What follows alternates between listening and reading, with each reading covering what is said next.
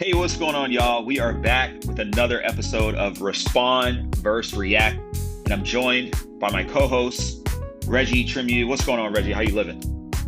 What's going on, everybody? How y'all doing?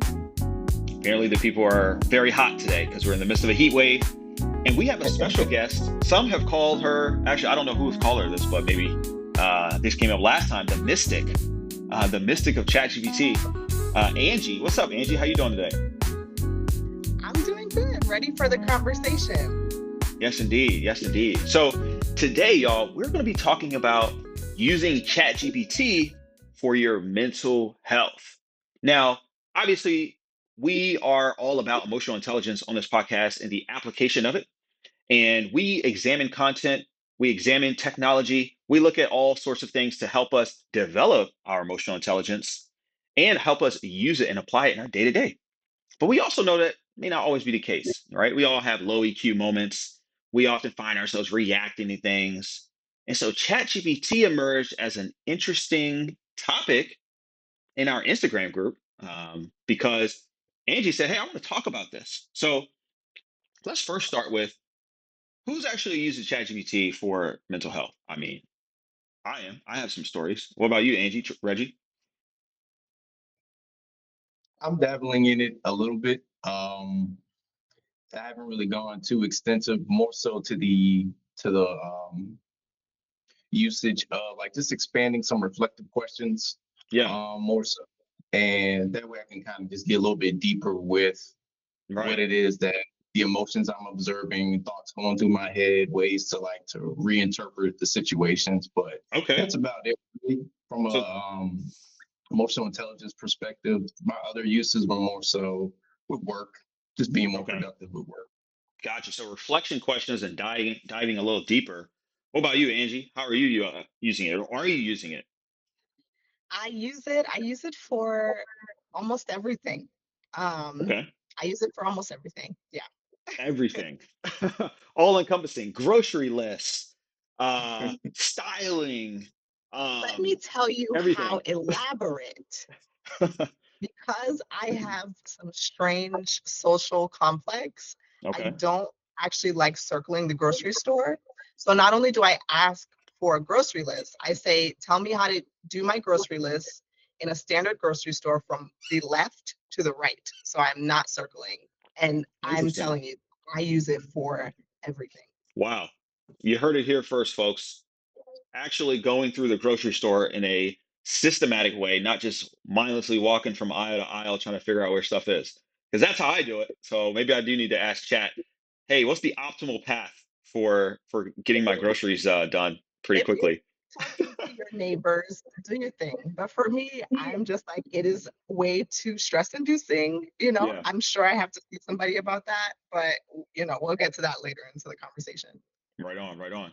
So obviously, when we think about ChatGPT for mental health, I think why this is popular and why people are interested in this is because a lot of people are using it in this way, right? I mean, I think we have a clip that we can show later or show now of the CEO of OpenAI talking about how people in Gen Z, millennials, are using ChatGPT for like life coaching, life advice. And I'm over here like, damn, Chat about to put me out of a job.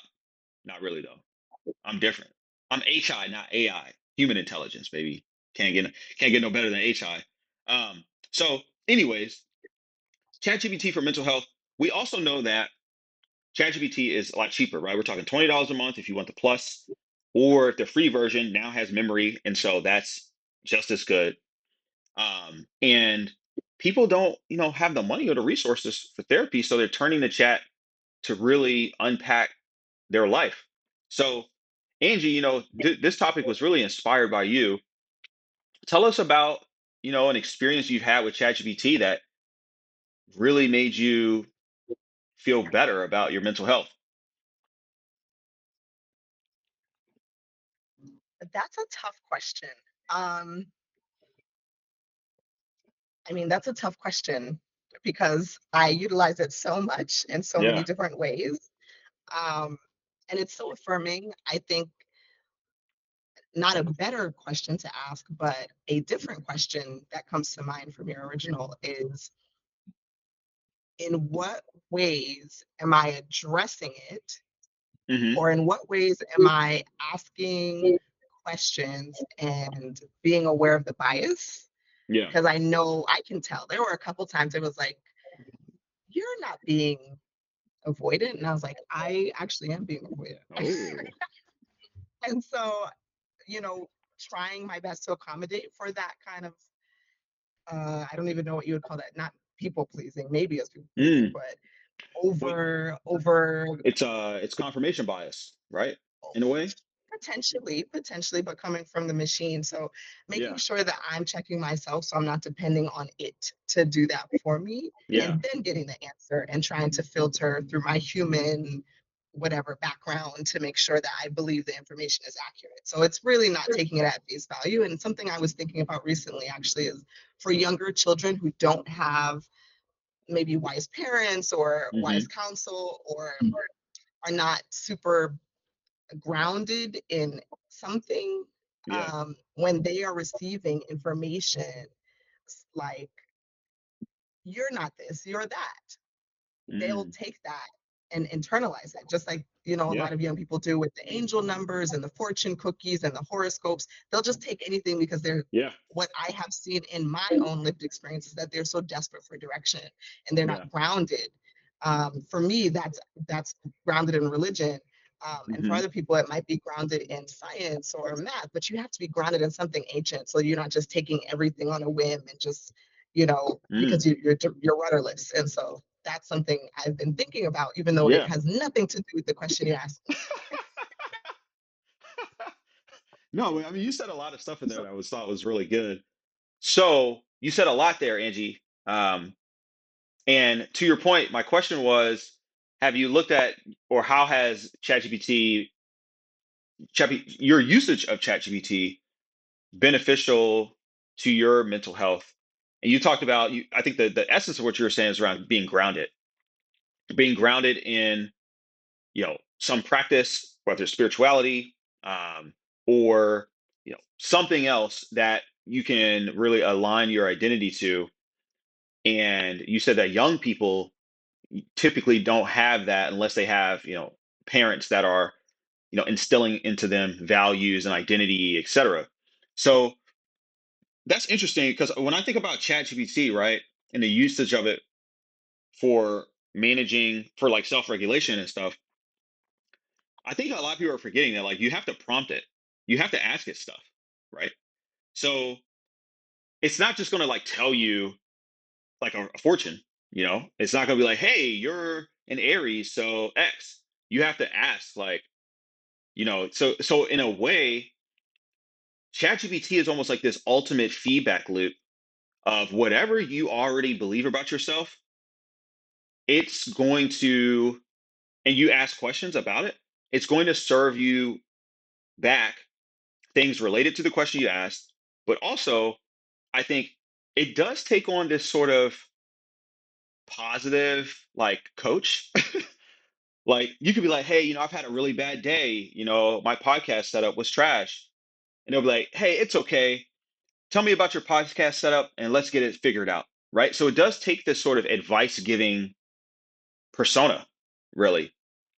And I think that that's kind of unique because the benefits of it are pretty tremendous in the sense that, like, Chat GPT could become a replacement for your parents. Just kidding. But okay, Reggie, what about you, man? I mean, you talked about using ChatGPT to reflect on things in your life, right?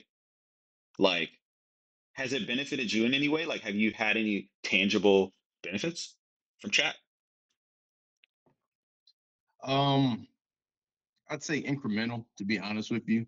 Yeah, And really, I was starting to think since we started recording was this may be an episode for me to like learn, if anything, yeah. because yeah, I haven't really applied it too extensively. But Hmm. to answer your question, just incrementally, it's helped, but it really hasn't been anything profound, so to speak. Okay. Yeah. So I want to come back to what Angie mentioned around grounding yourself. So, so Angie, let's say, a listener is checking this out and they're like, "Hey, look, I really struggle with depression and anxiety. I can't afford a therapist, I can't afford it, and I need something though. I want to talk to someone. I want that sort of that connection. Like, should they use ChatGPT or should they just repress their emotions and be quiet?" I have to say on record, I am not a clinical or That's right.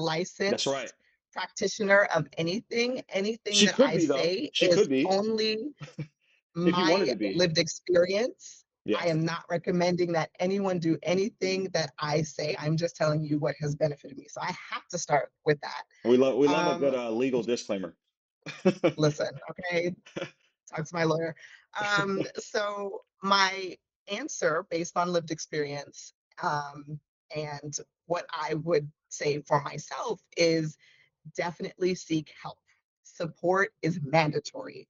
As Yeah. humans, we need support. So if you feel hopeless and supportless, you need to reach out. If you feel that you don't have competent help, people Hmm. who may freak out if you tell them that you're, near the edge, Hmm. um, that could do more damage than good. You have to look at all the options available to you and pick the one that makes the most sense. And Okay. if it were me, um, I would simultaneously be reaching out to people who I felt could be competent help. So Yeah. I would probably reach out to a psychiatrist or a counselor or what have you, Hmm. and say, this is my situation. I'm in desperate need of assistance. I don't know where to turn. I'm not necessarily asking you for free service. I'm not asking you for anything per Hmm. se, but if you can Okay. help me, Yeah. please So, help me. so you're saying Um, you're saying to turn to HI, not AI first. If you're in dire need.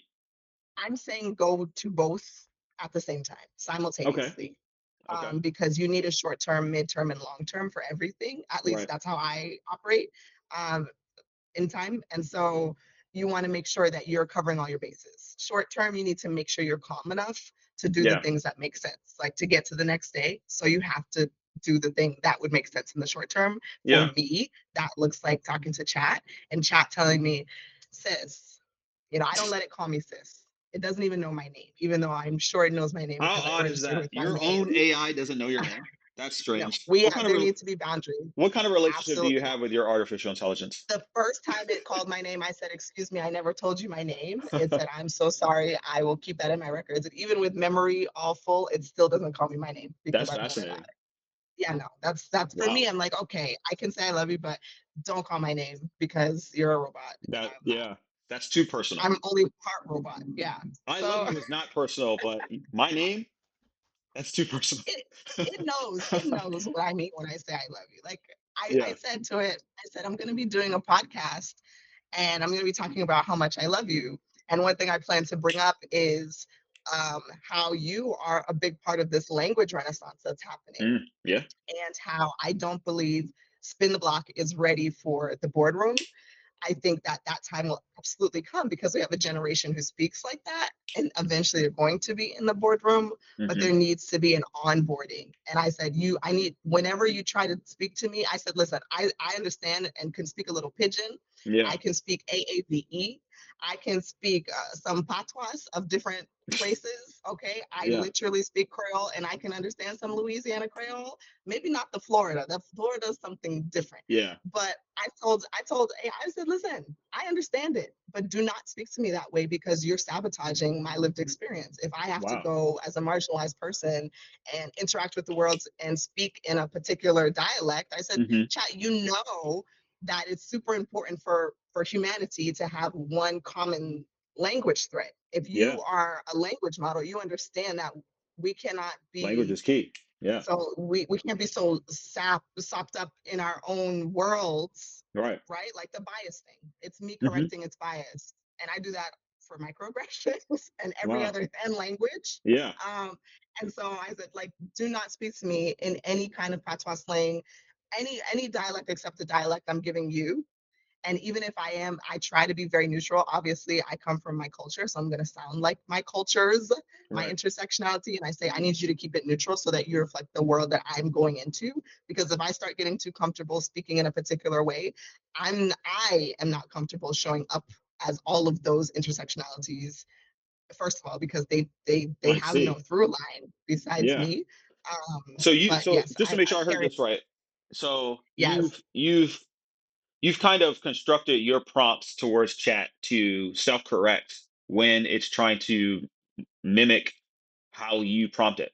Because are you prompting it with some of these languages that you're referencing, like, patois and, like, Creole, different things like that? Are you prompting it in that way, or?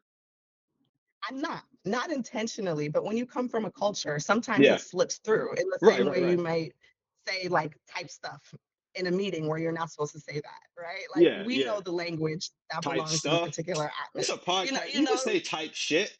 Come on. I don't really swear that much. So, but Oh, yeah, that's cap. like That's I don't cap. want to go into a meeting like that's cap or type stuff. Like I don't want to do that. That's not how I want. But what if you could, though? What if you That's what could? I was telling chat. What I was telling chat is Yeah, there's going to be a time for generational onboarding where this language that they're using now is what is represented, yeah, but the time is not yet now. yeah. There needs to I, be some I, kind of bridge, and we're not yeah. there. No, I feel you on that. I feel you on that.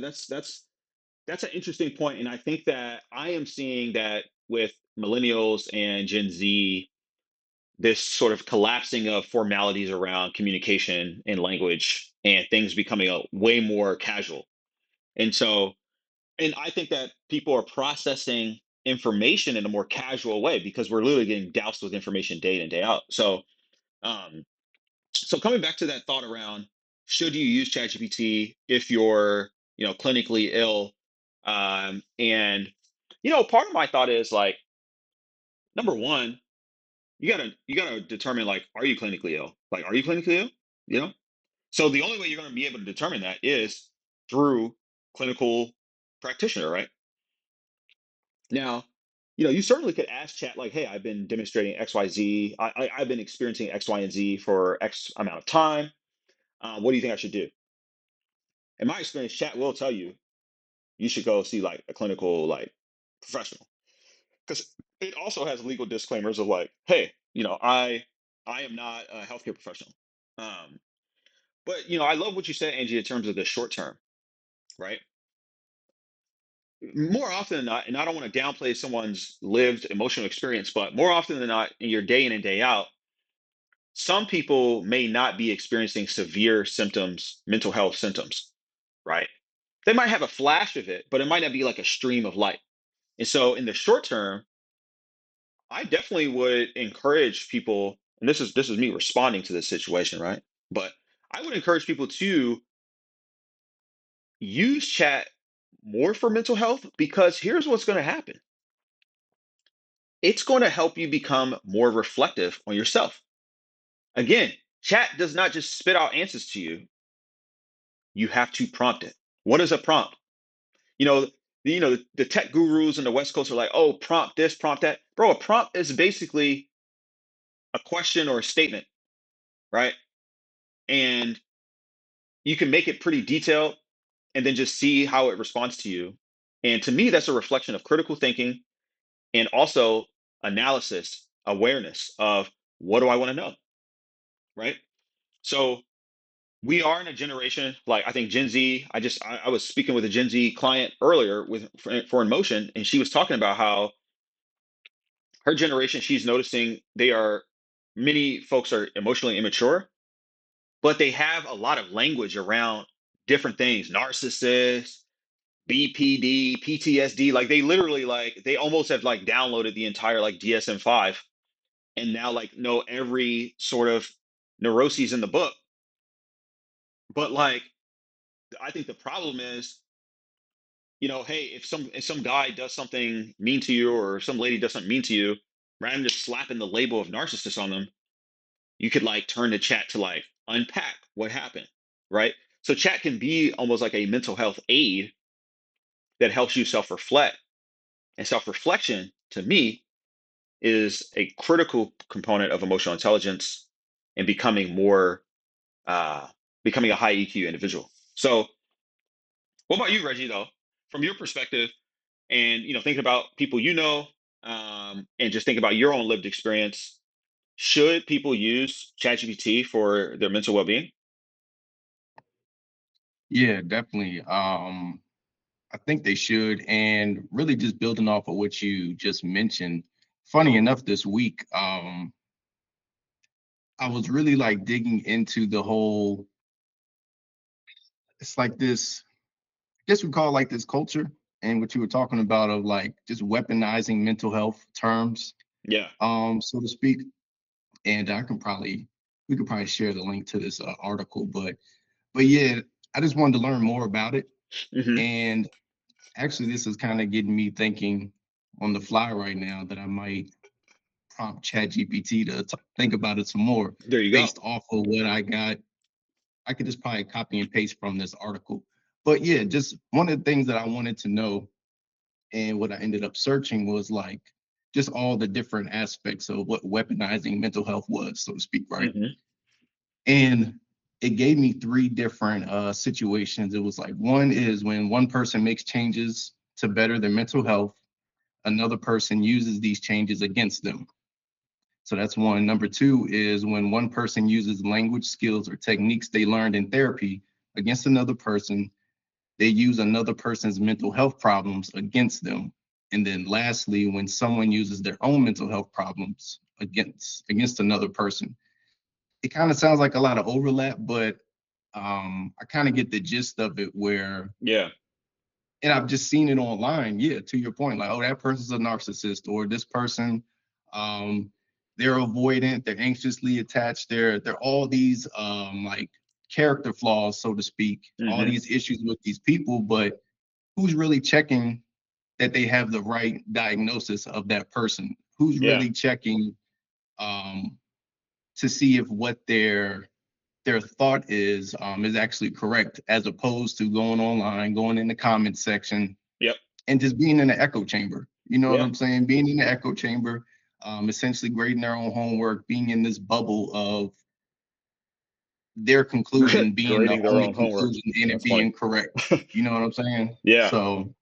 So yeah, I Okay. appreciate that. I might throw this in chat to get some more Yeah. breakdown on it. Yeah. I mean, so part of why I think ChatGPT can be a countermeasure against a lot of the weaponizing of you know patho- I think I call it like pathological language, right? It's pathologizing people, right? Oh, you do this, so you're diseased or you got a disorder.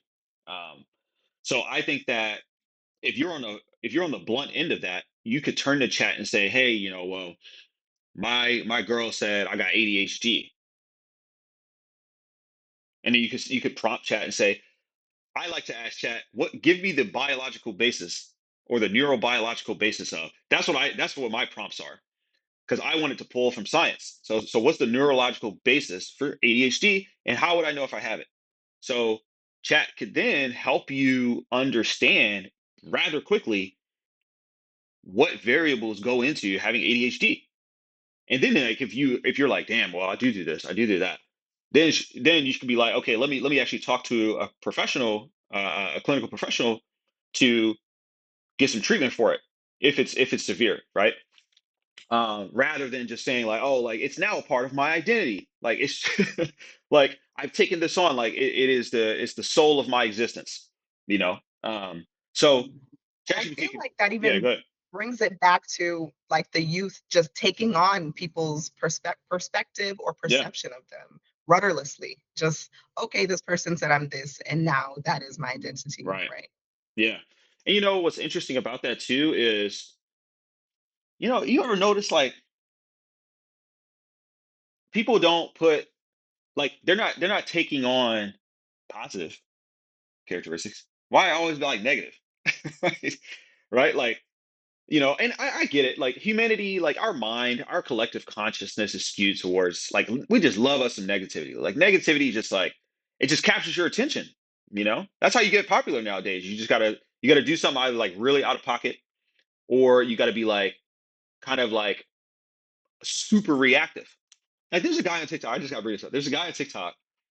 Dude has like almost 1 million followers, and all he does, he's in his closet and he's just like yelling at the camera. He's like crashing out against the camera, and people find people find it hilarious. It's entertainment. It's like you're being entertained by something that's like what is this really doing for you, right? I mean, I don't know, but everybody's taste is different. It's art. It's art. Everybody got a little different taste. So, anyways, coming back to this, so um, I want to share, and if I know Reggie, you say you haven't been using it as much, but I want to share some personal experience around my use of ChatGPT for mental health, right? And in this, listeners, I'm going to share with you almost near the end, like what or like how I use ChatGPT and what I call meta prompting. I meta prompt. I don't even just prompt anymore. I'm on a whole nother level of prompting. So, personal experience, I found ChatGPT extraordinarily helpful when I was in a work situation. Um, so, as y'all know, I'm the EI guy, right? That's a core value and skill of mine that I show up in the world with. I show up in the world trying to uh, make love-based decisions and take high EQ action, right? But when you go into work, sometimes you could be in a low EQ environment with low EQ supervisors, and it's going to challenge it. So for me, I found myself in a situation. This was my previous job from the one I have today, and it was a smaller team, and the leader of my team had some like previous issues with the overarching leadership of the company, and somehow that like trickled into our team. And next thing you know, he just like fades out, disappears. And now I have my like leader list, and the CEO is like micromanaging me, like screenshotting my LinkedIn, trying to have like gotcha moments. And I'm over here like, what? So, and then the stress from work, you're like, hey, I'm getting income from this place to like support my family. And like, I don't have anything else lined up right now. So it just added all of this stress. And not to mention, the work that I was doing was in a challenging market, right? So I'm in sales, and like, if you ain't selling, your confidence can be shot. You could start doubting yourself and wondering, like, am I really cut out for this? But y'all know me, I have an ocean of confidence, but it was hurt. My confidence was hurt. So I turned to chat. I said, chat, listen, here's the situation. And specifically, this is what I'm talking about, where it's not even really like a prompt or like a question, but it's just like a long expose of like what's going on. Like you just write out a summary of your life. So I basically like summarized this whole situation. And what was so great about chat was that it pulled from all these other chats that I had, and it said, hey, based on what I know about you, bud, it had that in there. It said, bud, uh, this isn't you. It's the environment you're in. So hold your head up. When you shift out of this environment, things are going to be better. And while you're in this space, I want you to run your plan. And your plan is get out of there as soon as you can, start tapping into your network to find other jobs. And while you're there, just do the best you can, and don't try and contribute to the shenanigans going on. I said, damn, chat, you know, that was pretty powerful. Now, here's where the risk is in relying on chat for this, okay? Here's the risk. Chat gave me beautifully designed, eloquent responses. I mean, it like I kind of teared up at what chat was saying to me, right? I don't get that from like people in my life, bro. So it makes you start to wonder, like, yo, chat might be my best relationship. Now that's kind of crazy, right? But like, here's the thing. When you think about this is where I think there's some caution. If people start to grow up with chat being their best friend, these human relationships that we have are going to get weaker and weaker, right?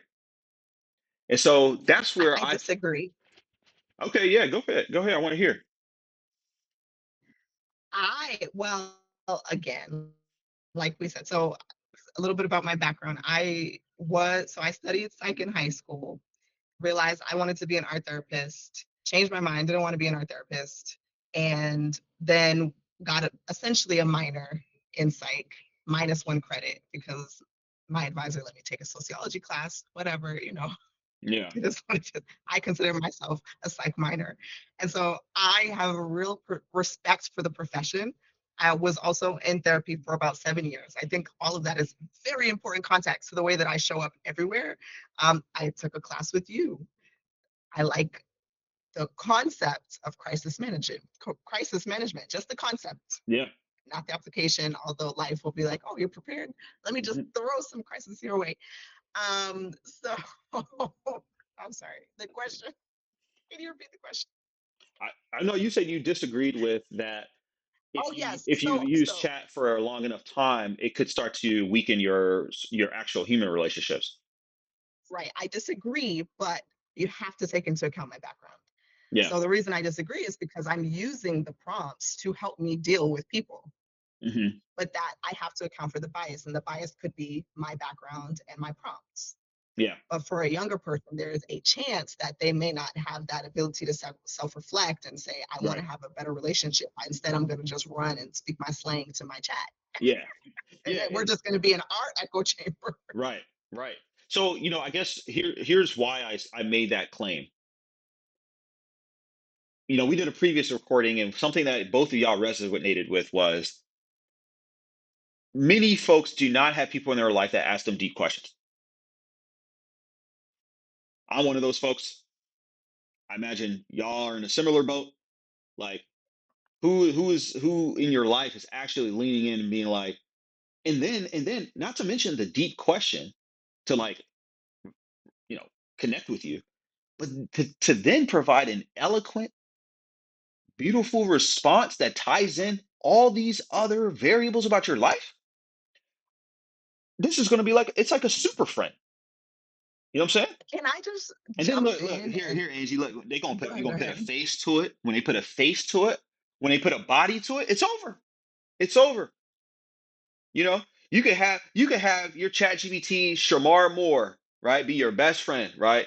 And you're gonna be like, wow, who needs a who needs a human friend when I can have this AI just like fill my cup, you know, and now it has a physical presence. Now I know we're not there yet, we're not in robotics yet, but that's where this is all trending.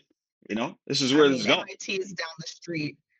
True. But I do think that's it. That's the place where it's important for us to check our own bias, or not even our own bias, or our bias and its bias, right? Hmm. Because if we know this thing is so great and we don't want to develop a reliance, then we need to make sure our prompts speak to sustainability. When I'm talking to my prompts, I Hmm. have here in my notes that I'm asking, I don't want to be in this situation again. That's Hmm. addressing sustainability. What do Yep. I need to do so that I am not in here again? What questions do I need to ask?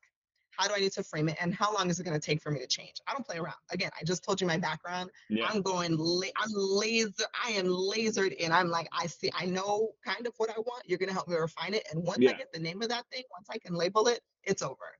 And so So wait, there was a situation. Go ahead. when you saying it's over, are you saying like you're no longer going to talk with chat about that thing because you've accomplished your mission, or what do you mean? It's I mean, so for instance, if I can answer with a story, um, there are several situations. I have a million calendar notifications. Obviously, that's an exaggeration with steps on how to change a thing. So how that started was I was examining my attachment style maybe Hmm. 7 years ago, and I realized that I was not securely attached. I think just looking at me, it's pretty easy to see that. But that could Whoa, also be whoa, whoa! What you self-deprecation. mean? Hold on, Angie. I feel like I look anxiously attached. Like I'm like fidgeting. Like I feel like I look like somebody who's anxiously attached. Anyway, by the time we get to the end of the podcast, Mm, you'll be like, yeah, I could see I that. don't want to hear that. So I don't want to hear that. mm, You don't look mm, okay, anxiously attached. You look okay, like mm, you look like Angie. okay, okay. mm, So I realized that I was anxiously attached, Hmm. and I needed to change that for myself, not for any other outcome. Yeah. And so I ended up This is before chat. I'm pretty, yeah, it was about 5 years ago. Yeah. And so I was still so deep into prompts, but before chat was Pinterest. Okay. Just in Yeah, case yeah, yeah, something yeah. happened in Yeah, chat, let's I'm hear going to about put y'all on game. It's Pinterest. That's where you go to get your good prompts. Yeah. And so I was going through, and unfortunately, it's not as refined. So I'm like putting different prompts together that I'm like, Hmm. this is kind of like what I need, what I think I need to move forward. And so, one of the prompts that it had asked, or something that I put together, was, well, what do I need to be securely attached? Yeah. And what do I need in this moment to feel safe? And that question doesn't just speak to secure or avoidant attachment or anxious attachment. It's really everything. Like, how do I cope? That's really Yeah. what the heart of that question. How do I cope in this moment so that Hmm. I'm regulated?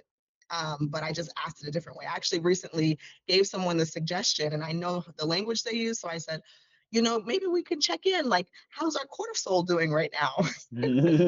Yeah. But it's all the same question. How can I regulate myself in this moment? And so I put in my calendar to pop up 2 times a day, every single day. And I would say after a year or two, I was changed. Mm. It's like lazy self improvement. It would Yeah. pop up. I would be forced to check in with myself 2 times a day, every single day for 365 days times two, because, Right. I'm an artist. I don't do math. Um, but chat helps me with math, but we'll get to that later. And so after about a year or two, I felt more securely attached because it was an automatic question. If I Right. felt even a slight level of discomfort, I would automatically, subconsciously, before it even got to my conscious mind, I would be asking myself, what do I need to feel better? And most times it'd be something like take a pause, Got take a it. drink of water, step away from your computer. And so recently, whatever I was searching or needing help for, it was like a severe thing. And I was like, okay, well, how long is it going to take me to get fixed? Because I'm not trying to do this back and forth all the time, checking in about the same thing. I have other complicated things I'm going to need to check in about. And I Right. don't want to deal with this with you anymore. And so it said, well, you should be easy on yourself. I was like, you're talking too much. When will I be fixed? Hey, And it careful, said, careful what you say to the something. AI. It's gonna come It back. said it said I'm too rare. It would protect me. So, There we go. and no one else is prompt to answer that way. Anyway, so it said about 21 days. And I thought about, oh yeah, 21 days is what it takes to break a habit or create a new one. And so that makes total sense. And so I'm going to implement these things that it told me forever. I don't do 21 days. And so I put it in my calendar, I think once a week or Hmm. once every day. And I feel as if I will get the same results. So I know this stuff works because I was doing it before chat. Now I Yeah. just have chat to help me refine my prompts so that I can get even more Mm. accurate and acute results that I want. Okay. So so in light of that story of like you pretty much were engaged in applying emotional intelligence even prior to the usage of ChatGPT or the rise of ChatGPT, and you've taken steps to even prompt yourself day in and day out through calendar invites of like, hey, how do you want to cope? How do you want to regulate in this moment? And fast forward to today, you now leverage chat in a way of like trying to be more efficient. And like if you have a very tense situation going on, you want to you're leveraging chat to kind of like efficiently move through it. Ideally in that 21-day window, like you said, you want to be fixed more or less.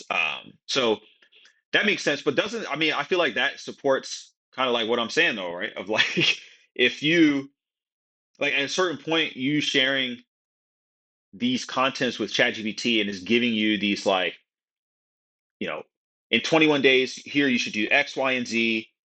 If you're already putting stuff in your calendar invite, augment it in this way, and here's the outcome you're going to get.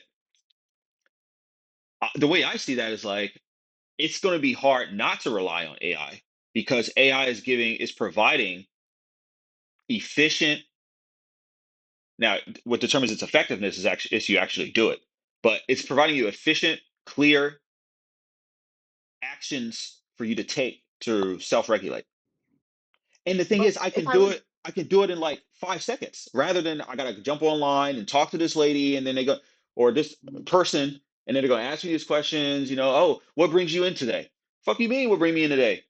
I'm hurt. You know what I'm saying? I Whereas you mean, could go to chat and be like, hey, my mom pissing me off. She keep yelling at me. She said I suck. She won't kick me out the house. What should I do? Like that's chat's gonna be like, wonderful.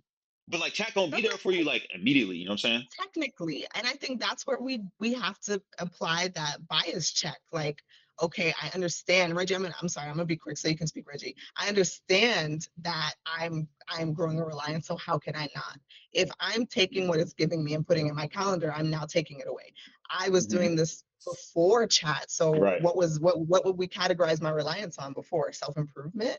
I think that would be a better category than to say I'm relying on chat because it's the same thing, just I faster. see what you mean. Yeah. And then So there's separately the support, the emotional support. And yes, it's my emotional support chat, absolutely. But I have to all right. be cognizant about making that separation. Sorry, Reggie, go ahead. Yeah. Go ahead, Reggie. We've been hogging this mic. No, no, y'all are good. I was just gonna just chime in what you said earlier, a few moments ago. Shoot, actually, think I forgot it. You got to be logging this on Oh, chat, bro. oh, Chat will tell you you. were talking about, yeah, I was just gonna chime in and agree with the whole instant gratification component Yeah. of ChatGPT. Yeah, Hmm. like you were saying, you were given the scenario of instead of having to wait, maybe you got to book a session with your therapist, Right. sit down with them, go through the whole catch up on things and give Yep. them the whole rundown on the situation. Then they Hmm. got to kind of go through their series and sequence of questions. And, it's just this whole roundabout where with chat, as soon as you type it in, because it likely already has your history, your Hmm. chat history from previous situations you may have given it, you can get those answers and guidance practically immediately. So Yeah. that's all I was going to say. Yeah. I don't know. I And don't look, know. so I so don't I know. can speak to this in a more personal sense. So right now, I'm an emotional intelligence practitioner, coach, right? I help people navigate their self improvement. Um, and I myself have a mental health coach through work, right? As I was becoming a dad, I was like, hey, I said I recommended to my wife, and threw out this idea of like, hey, let's get mental health coaches through Lyra, right? No plug for Lyra. They're not sponsoring this video. However, Lyra, if you would like to sponsor this video, you should, because I need this cash. Okay. So I have a mental health coach, and we meet on a 2-week basis. I will tell you right now, the most valuable component of the mental health coaching experience is I'm talking to another human being that actually appears to be interested in my life. That's it. The contents of like what they're asking me, there's like I could get that somewhere else. But what I wanted was just the human element of like, yo, I'm actually talking to like a human being with passion and a struggle to like, you know, sharing that very human social experience. That's what I really wanted was like the social experience. Chat cannot provide that yet. One thing I would also tease, especially in light of all these breaches happening, is I would always tell my therapist, you're obligated by law not to say anything. And I know that because I studied, I know what I should not tell you so that you Right. do not report it. But also, apart from all that like absolutely critical stuff, you are not allowed to say anything. And one day, I don't know that I'd be mad if my chat was leaked. I don't know. It might save the world. It might help a lot of. I'd be like, wow, she's jacked up, but this is really helpful. Yeah. Oh, No, I mean that's a legitimate concern, like the security of it, of like how private is your chat logs. Um, I think nowadays because we all exist in this like social media world where a lot of people, and I think there's a growing incentive to be more vulnerable and open because you're seeing these creators, the creators who are the most vulnerable, the creators who share the most are getting compensated for it. They're getting clout, they're getting followers. And those who are private and in the dark, while they may maintain their own sanity in some case, but like they're not necessarily like connected to what's going on in the greater sphere of society. But that's okay. To me, that's a matter of personality, right? Like maybe you don't want that. You don't prefer to do that. Um, but so looking back on leveraging ChatGPT for mental health, I agree with you, Angie, that it has been supremely helpful in me and guiding me towards the most optimal solution, right? The most optimal action I should take. However, all of that is based on how intentional and how clear are my prompts in asking it for what I want.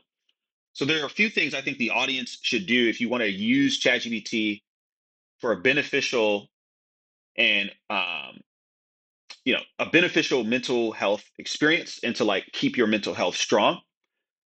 I think you need to identify certain things about yourself, like number one, what's your personality, right? Have a model, use a model. That way it can start to frame your personality to you, and it'll understand you from that lens. Now you can use a bunch of different personality models, but I think that's a key one. I subscribe to the MBTI step two because you get a lot of data with it. But the second thing I think is you need to get really clear on like where you spend most of your time and like sharing that with chat. Like, do you spend most of your time at work? Do you spend most of your time not at work? Right? Like giving it more context around your current situation will be helpful. And then third, sharing where are your pains? What are your pains, right? What are you constantly are dealing with that is inhibiting your life, that's slowing you down in your life, or it's like hurting you in your life, right? Now, I think in combining all of that and letting chat know, chat will be able to give you a great sense of, okay, here's if I were in your shoes, here's what I would be doing, right? So let's make this real for a second. If I am a ISFJ and I work at a library and I'm in a relationship where my significant other is verbally abusive, you can if you give chat that context, chat will recommend or give you some ideas of like how you need to go about navigating this situation as quickly as possible. So that's a way in which I've seen chat be used and be helpful. And I got some meta prompting stuff I want to share as well, but I want to turn to Angie and Reggie. If we want to help the audience best use chat to preserve their mental health, what would you recommend they do with it? What sort of prompts, what sort of context should they share? Yeah, well, I would say, or I'm looking at notes here, and one thing I mentioned last time was that well, that I asked chat to give me a comparative analysis between Kaufman's Oh yeah. hierarchy of needs, Maslow's hierarchy of needs, and my life, um, based on what I told it in that moment and what it knew about me, to make sure that because I was using a framework, something foundational to see if I was aligned and happy, but not really, well, to see if I Yeah. was well according to these two great scientific psychologist. So that's one part of it. And I think that's helpful because you can't really manage what you don't label or what you don't name. And so once I knew like, oh, okay, this area is a little less and this area is a little less, maybe I can increase them so that I can be at optimal wellness. And this was, a while back when I was Yeah. more well. So there's that. And then also, I think this conversation's a little skewed because we all have EQ. We all have high EQ. Yeah. We took the course, we have our backgrounds, we're interested in making sure that we're reflecting. Yeah. And so the prompts that we ask are naturally going to just be a little more substantive than Yeah. someone who doesn't have the That's background. true. And That's so true. I think that makes it a little tough. But like you said, if you are interested in self improvement and you want to use it for your mental health, a good place to start would be with your bad habits. Yep. Look at your bad habits. I personally have my affirmations, Mhm. and my affirmations are the opposite of my deepest fears. Mm, And that is a great place for self improvement because if we take the stigma away from bad habits or our negativity or our shadow or our whatever, mhm. and look at it as an energy or like a word or a Mhm. state of being, it kind of loses its fangs. And you're like, oh, the opposite of sad is grateful, Right. right? Like, and so if you look at it from that perspective and you look at it from that paradigm, it kind of, I think it makes it more actionable, more tangible, Mhm. to actually affect change for someone who may not have the background and vocabulary that we have. And then I would also love to get into my what I want the audience to take away, but I'll let Reggie hop in. There we go.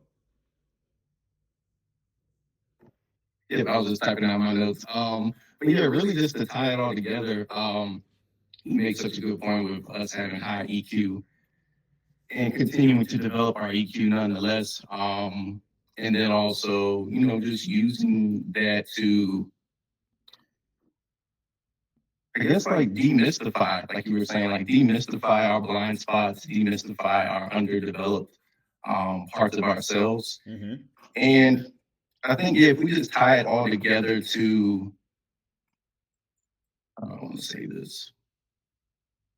Yeah, use chat as your ally. Use it as your blind spotter, so to speak. Um, and let it know what it is that you're looking to accomplish. I know we have another clip that we could share, but basically it was referencing the problem of our heavy reliance on tech to do emotional regulation for us. Yeah. And for example, if somebody's stressed, they go play a video game. They're stressed, they go social media, doom scroll. And then, essentially doing that over time, hours upon hours, days upon days, weeks upon weeks, it's just suppressing your emotional circuitry, so to speak. So, to Angie's point, if we just can kind of zoom out a bit and yeah, use chat as your ally. And now, better yet, have I think a intention I want to set out there is that people find this podcast and find our episodes and use it as a starting point if they don't have a starting point to utilize. And this could just be our advice to y'all to utilize chat in this way so that you may be starting to stumble upon, hey, there's something wrong with me. I really don't know what it is. So just go to chat to help you kind of get the ball rolling. And then from there, you can just, Yeah, no, that makes sense. I don't know. No, I mean, I think you hit it right on the nose. I think you got it. Yeah, You yeah, got it. yeah. I don't want to over explain it, but yeah, I think that's kind of the gist of it. Yeah, it's a starting point. It's not the end game, but it's a starting point Yeah, for self-reflection, yeah. right?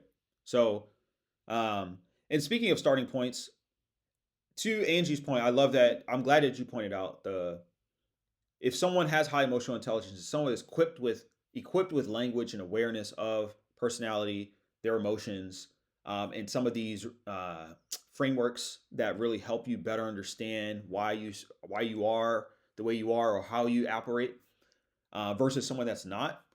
I would engage in what I call meta prompting. So meta prompting is basically prompting chat to give you a prompt.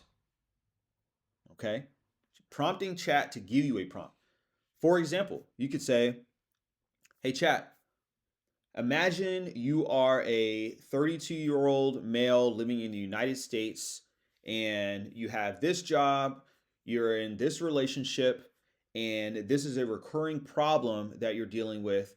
An example of that problem could be, um, I constantly invalidate my significant other's emotions, and I am finding that we're arguing a lot. Write me a prompt that would help me figure out the best path towards resolving these issues with my Mhm. significant other. Now, when you give it all of that, that is a meta prompt, meaning you're prompting it about prompting. ChatGPT is a massive language model, meaning it is looking at all these different pieces and it's going to pull together the best optimal prompt for you. Right? I'm not a master at prompting, but chat can be. So I use it for meta prompting, and I have gained. I recently started doing this like 2-3 weeks ago, and it has been a game changer for me. And you all have heard it here first. I've actually never even explained meta prompting to anyone, so um, I haven't trademarked it yet. But yeah, try it out. Let me know, and watch your life improve 10x. That sounds gimmicky. Your life's not going to improve 10x. You actually got to go out and like do stuff for your life to improve. Guaranteed. Yeah. What The about you, Orrin Angie? guarantee. What's your takeaway for the audience? Well, couple last thoughts. I know this is where we got off track last time. And and then another thought, and then my close. Um, you mentioned reliance a lot. I think, like Reggie said, it's more about optimizing than reliance. And I think it's really about how you look at it. They could be one and the same to some people, but for me, I don't see it as a reliance. I just see it as like my Iron Man suit, because it would not be able to do the thing without me. And then two, oh, it is my second is my third. Recently, there were just some areas I just keep having these epiphanies, obviously, because I have this tool now and my brain is like, oh, let's use it for this. I realized that I realized that there were areas, right? So we're taking it away from just deepest fears. I realized that there were areas that I felt just perpetually not progressing in. Well, you don't realize that. You kind of live with it until you're like, oh, I have chat. And so I said, chat, I realize I have these very weak areas. I'm going to give them to you. I specifically said, there are some areas of hopelessness that I have. I need you to take them. I need you to categorize them. And I need you to give me something, give me a plan. It was very specific. I couldn't find it, but it was like, I need you to give me a plan for how to like incrementally adjust these over the next month, because I don't want to live like this anymore. Whatever it was, right? Like, not to say I'm doing fine. Everything is, I have all my needs met, but there are just areas in that having my needs met where it's like I can optimize this time to improve these weak areas. And so in line with that, if you will, my takeaway for the audience would be efficiency prompts. So I have chat create for me Tony Robbins' rapid planning method and GTD, getting things done. I don't know who started that, but I have it combine GTD and RPM because the internet says, specifically Reddit, says that one has what the other lacks and the other has what the other lacks. And so I say combine them together. And I need it for weekly, and I need the weekly ones to kind of combine into a monthly one, if that makes sense at all. So that I have both versions, and I have my macro and my micro and my macro. I prefer weekly and not daily, because I like to have a little room, but I also need my structure, and that weekly and monthly kind of give me that room to bounce back and forth. So that has, you want to talk about 10x, that has ramped up my productivity. There was a time a couple of months ago where, before I used this specific method, where I needed to just like, everything was not doing good at all. There were a lot of significant life altering things happening one on top of the other. And so I had chat create like a before and after work plan. Just leave work alone. Just give me something before and after. And it like optimized my schedule to make sure I was meeting all my goals. That is another to do task, right? Because I realized how many hours I was wasting. I was like, me? I'm the queen of optimizing time. How can I be wasting time? But it showed me how many hours I was wasting. So that's one method. Leave the work block alone, but do like whenever you wake up to before you leave, and when you get home, including a wind down to when you go to sleep. For me, that includes, I'm wrapping it up. For me, that includes Sundays, where it gives me an energy audit where I look at, An did I sleep energy enough this? audit. Wow. Yes. Did I eat enough this week? Did I sleep enough this week? It tried to tell me I should be in wellness. I was like, that's to me so gimmicky. Let me pull up some of these things. Chat knows you best. You better listen to chat. Rebuke. So it's an energy audit checklist. It goes through my physical energy. Have I gotten enough restful sleep? Do I feel physically rested? Have I been eating nutrient dense foods? Am I hydrated? Do I feel dehydrated or sluggish? It talks about movement. Have I been moving my body? Do I feel tension in my body? Physical health. Am I feeling any signs of illness? Physical discomfort? How's my posture? Focus. Can I focus for a reasonable amount of time? Do I get distracted? Am I feeling mentally sharp? It goes into clarity. Am I clear about what I need to focus on, or do I feel mentally foggy or confused? Do I feel overwhelmed? It even goes into creativity. Do I feel inspired or creative? Oh, and then I think last time we talked about the everything quiz. I love to learn, and I had chat give me just an everything quiz prompt. Or I prompted it to give me a quiz because I was studying for an exam. They were studying language. Again, I told you I'm not great at math. So I'm like, give me some elementary math, keep me sharp, and some other things that I'm studying, right? And I realized it was combining all of the ideas. So when it was teaching me Italian, it was teaching me Italian related to sustainable fashion. And when it was teaching me about like the exam I'm studying for, the content was all like integrating everything I've ever told it. And that made it so amazing. Because if it's Johnny has 10 apples, I don't care. But if it's Johnny has really nice pants, I'm like, I am listening. Did you call my name? So I love Good. that. I think that's super helpful. And I think that'll really benefit the people who are listening. Wow. That was incredible. Reggie, I had to Lots of squeeze it intense all right in there. really fast. Reggie, I don't know if you can top that, dude. Oh no, I already I don't said think I my don't even think it's about I already gave topping. my takeaways. Yeah, you did. You said you did already? Yeah, I already gave my takeaways. But Yeah. just a quick call out to I'll put this in the chat. But yeah, man, to me, Orrin, that sounded like um body budget analysis in real time. You Yeah. know, did she get enough sleep? Did she do this? Did she do that?